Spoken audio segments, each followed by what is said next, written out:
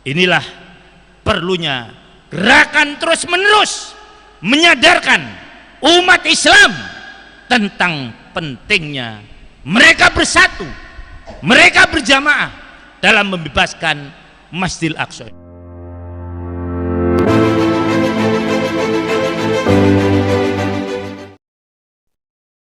Kemudian yang kedua, yang menyebabkan orang disiksa di dalam kubur itu adalah an-namimah, yaitu adu domba.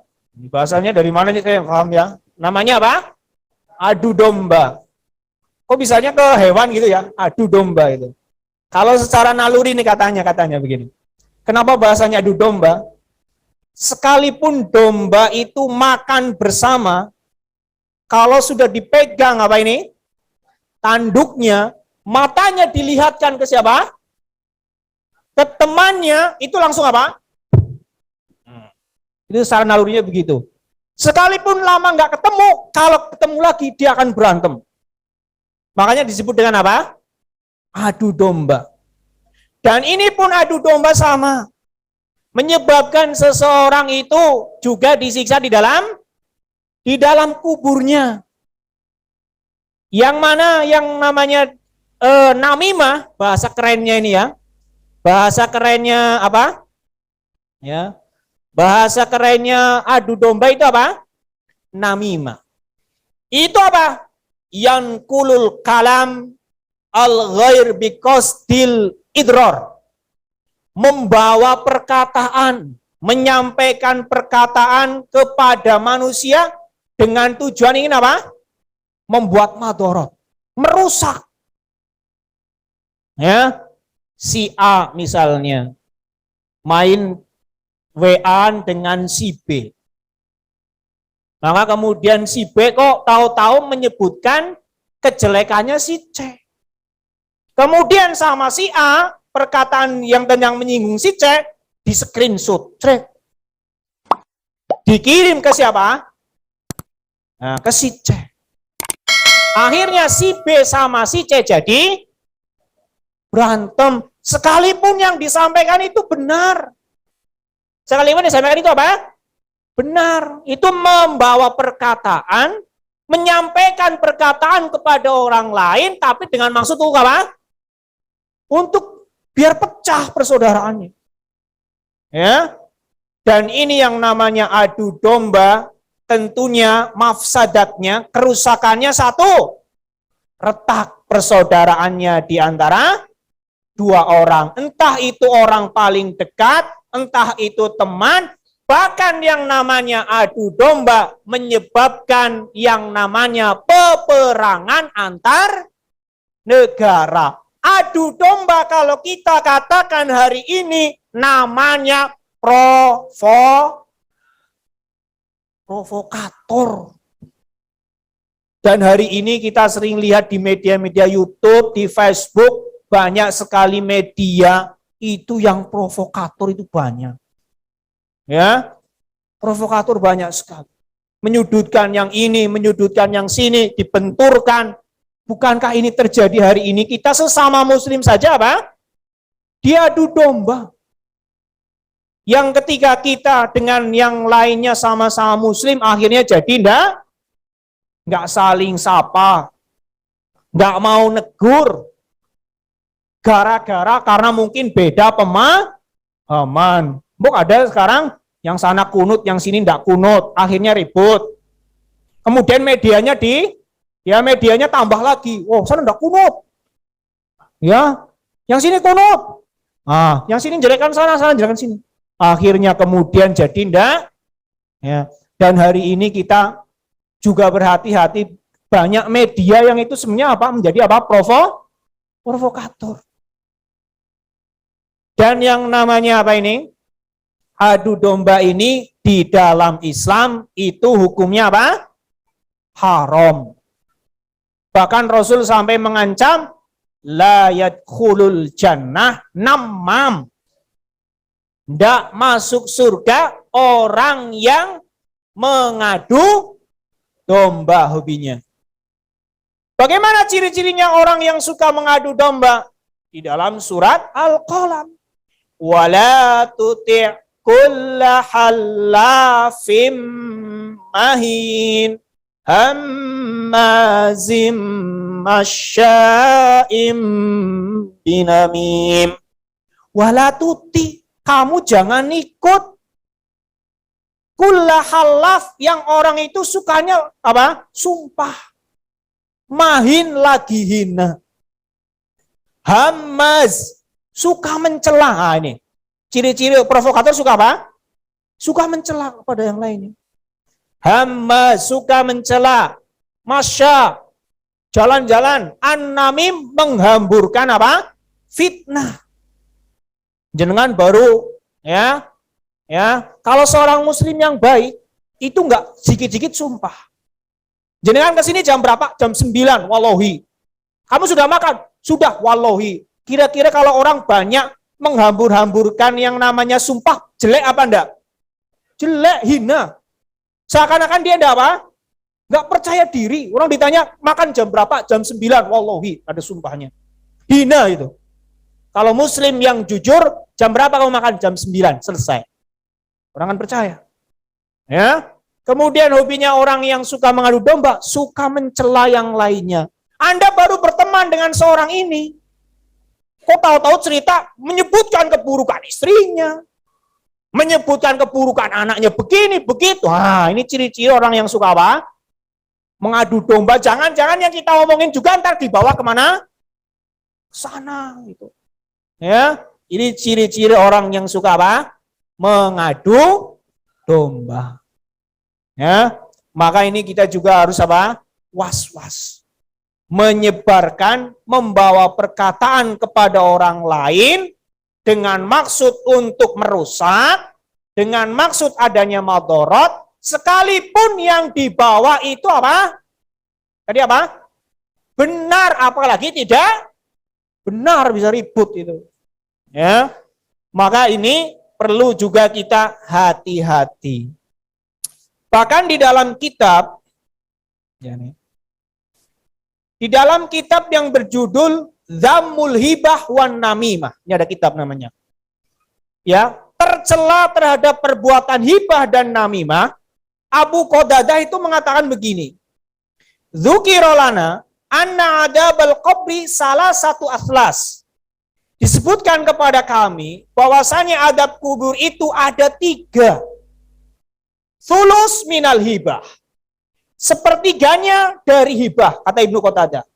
Orang menyebabkan di dalam kubur satu karena apa? Hibah. Hibah itu siapa? Ya, yang jelas akhlak jelek, menyebutkan ya kejelekan saudaranya di belakang. Ya. Di belakang. Itu namanya apa? Hibah. Kemudian as-sulus minal baul. Kata Ibnu Qatadah menyebabkan orang di dalam kubur satu hibah. Yang kedua, air kencing. Jelas yang namanya agama Islam mengajarkan kita tentang persaudaraan. Karena mafsadat dari yang namanya adu domba tadi menjadi retak antar sesama, bahkan bisa menjadi perang antar negara. Dan kita sesama muslim biasanya ukhuwahnya jadi retak. Ya, maka kita sesama muslim harus jaga ya silah kita antar sesama muslim. Kemudian yang harus kita garis bawahi tentang perbuatan Nabi yang tadi apa? Mengambil pelepah kurma, kemudian apa? Dibelah 2, kemudian apa? Ditancapkan ke kuburan yang satu, ke kuburan yang 2. Ini masalah fikih. Yang namanya fikih tidak pernah lepas dari yang namanya perselisihan atau bahasa kita namanya khilaf. Sering dengar? Ikhtilaf. Ya, seperti itu. Maka ini juga harus kita pelajari di sini. Ada fikihnya. Ya. Pendapat yang pertama, dibolehkan meletakkan pelepah kurma di atas kubur karena mereka menjadikan perbuatan Nabi sebagai syariat secara umum. Ini pendapat pertama. Jadi pendapat pertama apa? Sunnah. Nancep apa? Pelepah kurma atau yang sejenisnya. Kalau hari ini ya mungkin Kamboja. Ya kan betul? Ya. Karena ini kan kita lihat Nabi melakukannya. Ya. Jadi ini menjadi apa? Syariat, undang-undang secara umum begitu kata yang pertama. Dan alasannya bisa dipahami bahwa pelepah kurma akan bertasbih kepada penghuni kubur selama masih basah katanya. Ini alasannya. Ini yang kemudian dibantah sama pendapat kedua, nggak masuk akal. Ilahnya nggak masuk akal. Pelepah kurma ketika masih basah dia akan bertasbih kepada penghuni kuburan di bawah, akan menerangi yang di bawahnya. Dia akan apa? Diampuni dosa-dosanya. Diringankan dosanya begitu. Ya, ini pendapat pertama begitu. Ya, jadi kalau pelepah kurmanya masih basah, berarti yang di bawah masih apa? Nah, akan diampuni sama Allah, diringankan azabnya. Karena pelepah kurma ketika masih basah akan meringankan azab orang yang di dalamnya, yang disiksa. Itu pendapat pertama. Jadi ya pendapat pertama apa? Nah, sunnah, karena lihat perbuatan Nabi begitu. Dengan alasan pelepah kurma yang masih basah bisa bertasbih kepada penghuni kuburan yang di dalamnya. Pendapat kedua, tidak disyariatkan karena yang namanya syariat ibadah membutuhkan dalil dan tidak ada syariat yang menetapkannya. Dan dalam masalah ini perbuatan Nabi memang jelas, tapi ilahnya enggak jelas. Dan Rasul hanya melakukan, menancapkan kedua kuburan ini hanya kepada dua sahabat. Sisanya Rasul nggak melakukan. Artinya perbuatan ini itu adalah kekhususan siapa? Nabi Shallallahu Alaihi Wasallam. Kalau itu menjadi perbuatan yang umum, pasti Nabi setiap hari mungkin sibuk. Kuburannya sahabat ada berapa nih? Ngambil apa? Tancep-tancepin semuanya begitu. Dan saya tanya orang yang pernah ke Madinah, ke Mekah, lihat kuburan para sahabat yang di sana, ada nggak pelepah kurma yang ditancep-tancepin? Ada nggak? Hah? Ada nggak? Nggak ada kan? Nah itu. Begitu, ini pendapat kedua, membantah pendapat yang pertama. Ya, lalu saya lanjutkan nih. Jadi penyebab diringankan azab bukanlah adanya pelepah kurma basah. Akan tetapi karena syafaat dan doa Nabi. Pelepah kurma itu yang masih basah ditancapkan, itu bahasanya hanya waktu ketika pelepah kurma ini masih basah, orang yang di dalam kuburan diringankan azabnya. Jadi artinya apa? Pelepah kurma ini hanya apa? Batas waktu penghuni di dalam kuburan diringankan azabnya. Ya, seperti itu. Kemudian, Syekh bin Baz berkata, pendapat yang mengatakan bahwa hal itu merupakan kekhususan Nabi merupakan pendapat yang benar. Karena Rasul tidak menanamkan pelepah kecuali di atas kuburan yang beliau ketahui penghuninya sedang disiksa, dan beliau tidak melakukan kepada semua kuburan dan hanya kepada dua kuburan ini. Dan para khulafaur rasyidin pun tidak melakukannya ketika melihat siapa? Rasulullah Shallallahu Alaihi Wasallam melakukan, menancapkan kepada dua kuburan ini. Kemudian pendapat yang pertama ketika mengatakan pelepah kurma yang masih basah bertasbih, dibantah lagi sama pendapat yang kedua. Tidak. Yang namanya sesuatu di atas muka bumi ini yang bertasbih tidak hanya yang basah, bahkan yang kering. Sabbaha lillahi ma samawati wa ma fil ard. Bahkan dalam surat apa? Di dalam surat Al-Isra, wa im min syai'in illa yusabbihu bihamdih. Tidaklah semua sesuatu yang di atas muka bumi ini akan senantiasa bertasbih kepada Allah. Baik yang basah, baik yang kering, baik itu batu, baik itu pasir. Yang ini kemudian menjadi anggapan orang hari ini, kalau penghuni kuburannya ingin diringankan azabnya, yo tanam saja tanaman yang nggak mati-mati. Ya itu karena melihat hadis ini. Salah memahami hadis ini. Akhirnya kemudian di atasnya ditaruh pohon Kamboja. Orang mati-mati, diampuni terus. Makanya kemudian ada yang mengatakan, loh kayak begitu ya orang kafir ya enak. Orang nggak pernah sholat, orang nggak pernah zakat, menentang perintah Allah. Kok gara-gara cuma apa? Tanaman yang di atasnya basah, kok diampuni? Enak banget. Nah, kalau begitu orang kafir maka akan menjadi ringan apa? Azabnya. Ya. Maka ini hari ini orang memahami hadis ini yang salah. Iya. Karena mengambil apa? Pohon Kamboja ditanam, mati tanam lagi. Karena melihat hadis ini, hadisnya begini, salah memahaminya. Ya. Dan itu tidak dipungkiri. Ya, dan hari ini ada yang begitu. Dan ini harus diluruskan, ya. Ya. Jadi kesimpulannya bahwa ya. Kemudian maka ini saya bacakan lagi. Maka apakah pohon di kuburan dapat meringankan azab? Jawabannya tentu tidak, ya. Seandainya pepohonan di atas kuburan dapat meringankan azab, tentu orang yang paling ringan azabnya adalah orang-orang kafir. Ya.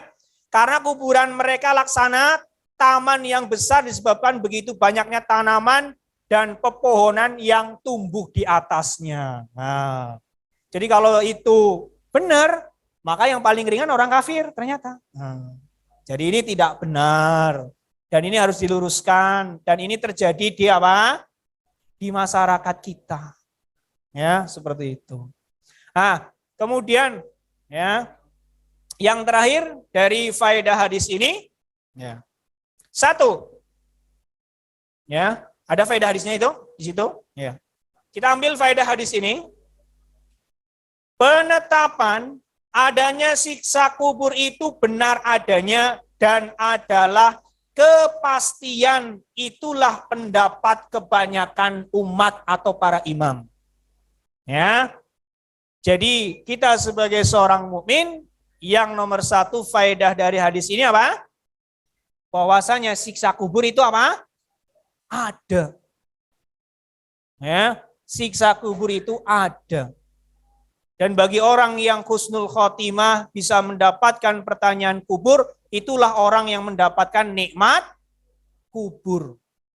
Maka diperlihatkan siang dan pagi dan petang, yaitu apa? Surga. Itu yang kemudian di dalam hadis Ayah Barok bin Azib, dia mayatnya akan mengatakan, ya Rabbi, aqimisah. Wahai Tuhanku, segerakan apa? Kiamat. Kenapa? Karena sudah dia melihat tempat apa? Tempat tinggalnya. Berbeda dengan orang kafir. Ya, la taqumusah. Jangan segerakan apa? Kiamat. Kenapa? Karena dia sudah melihat apa? Tempatnya yang begitu apa?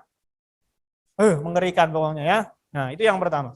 Kemudian yang kedua, tidak menjaga dari air kencing menyebabkan mendapatkan azab, maka kewajiban kita menjaganya.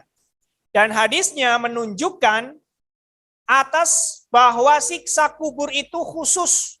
Dikuatkan apa yang diriwayatkan oleh Imam Ibnu Hakim dan Ibnu Huzaimah. Dalam hadisnya beliau berkata, aktsaru adabil qabri minal baul. Nih perhatiannya. Kebanyakan siksa kubur karena air kencingnya. Tuh. Kebanyakan. Berarti kebanyakan manusia tidak bisa menjaga air kencingnya. Nah, hari ini kalau kita sudah tahu, ayo kita sama-sama, ini sudah tahu ilmunya. Kalau kita kencing, berhati-hati, jangan sampai mengenai tubuh kita, jangan sampai mengenai apa? Pakaian kita, Kalau itu terkena kepada kita, kemudian ketika kita sholat, tentunya sholatnya tidak diterima.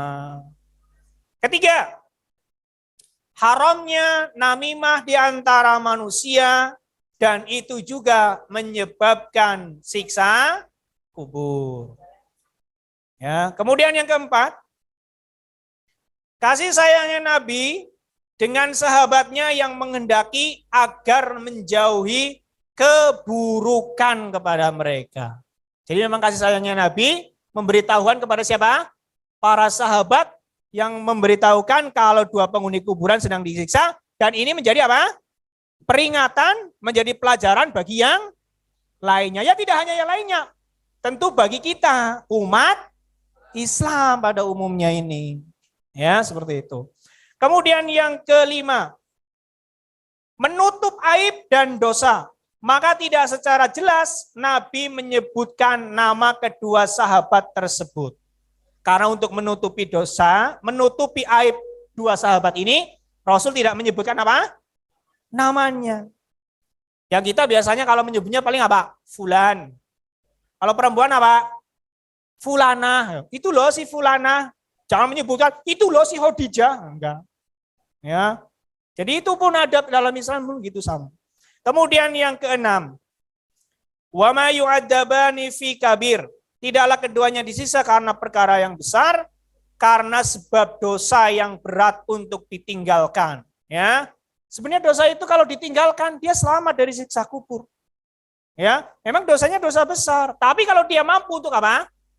Meninggalkannya, dia selamat dari siksa kubur. Dan meninggalkan namimah dan menjaga dari air kencingnya sebenarnya bukan perkara yang sulit, bukan perkara yang berat. Ya. Jadi itu ya pelajaran kita pada hari ini tentang ya kabar dari Rasulullah Shallallahu Alaihi Wasallam tentang dua penghuni kuburan yang disiksa di dalam kuburnya karena tidak menjaga air kencingnya dan karena suka apa? Mengadu domba.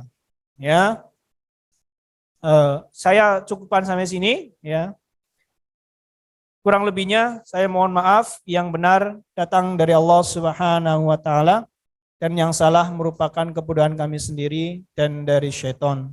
Wabillahi taufiq wal hidayah. Assalamualaikum warahmatullahi wabarakatuh.